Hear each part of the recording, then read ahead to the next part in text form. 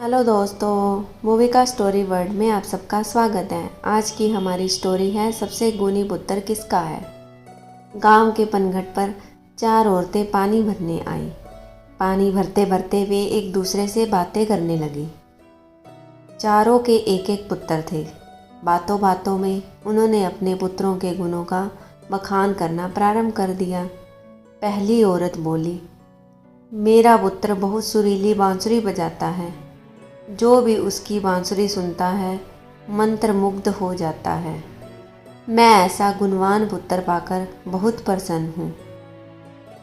दूसरी औरत बोली, मेरा पुत्र बहुत बड़ा पहलवान है। इस गांव में ही नहीं बल्कि दूर दूर के गांव में उसकी बहादुरी का डंका बजता है। ऐसा गुणवान पुत्र भगवान सबको दे।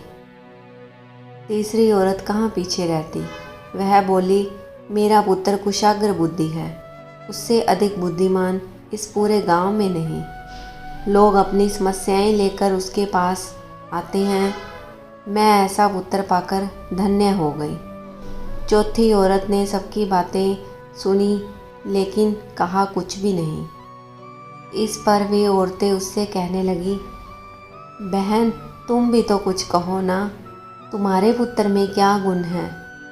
कोई न कोई गुण तो उसमें भी होगा। वह औरत बोली, क्या कहूँ बहनों, मेरे पुत्र में तुम्हारे पुत्रों की तरह कोई गुण नहीं है।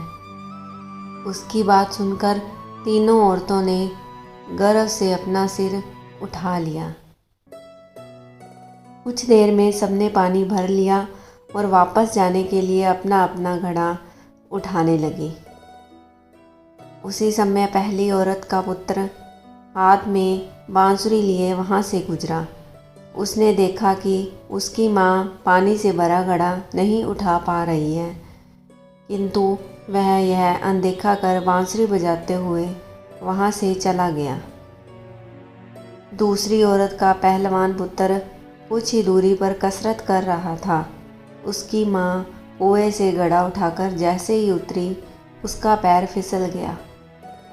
इसी प्रकार वह संभल गई, किंतु पहलवान पुत्र अपनी माँ को नज़र उठाकर देखने के बाद भी उसके पास नहीं आया और अपनी कसरत में लगा रहा।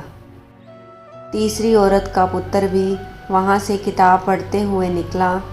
उसकी माँ ने उससे कहा, पुत्र मैं दोनों हाथों से घड़ा पकड़े हुए हूँ, ये रस्सी जरा मेरे कंधे पर डाल दे। लेकिन वह अपनी माँ की बात अनसुनी कर वहाँ से चला गया। तभी चौथी औरत का पुत्र वहाँ आया। अपनी माँ के सिर पर घड़ा देख वह उसके पास गया और उसके सिर से घड़ा उठाकर अपने सिर पर रखकर चलने लगा। कुएं के पास बैठी एक बुढ़िया यह सब देख सुन रही थी। वह बोल पड़ी, मुझे तो यहाँ बस एक ही गुणवान पुत्र नज़र आ रहा है, वही जो अपने सिर पर घड़ा लिए जा रहा है। माता पिता की सेवा करने वाले पुत्र से गुणवान पुत्र भला कौन हो सकता है? गुणवान वही है जो अपने माता पिता की सेवा करे और साथ ही सबकी सहायता के लिए तत्पर रहे।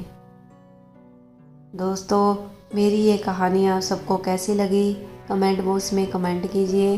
कहानी को लाइक एंड शेयर कीजिएगा और चैनल पर नए हैं तो सब्सक्राइब करना न भूलिएगा।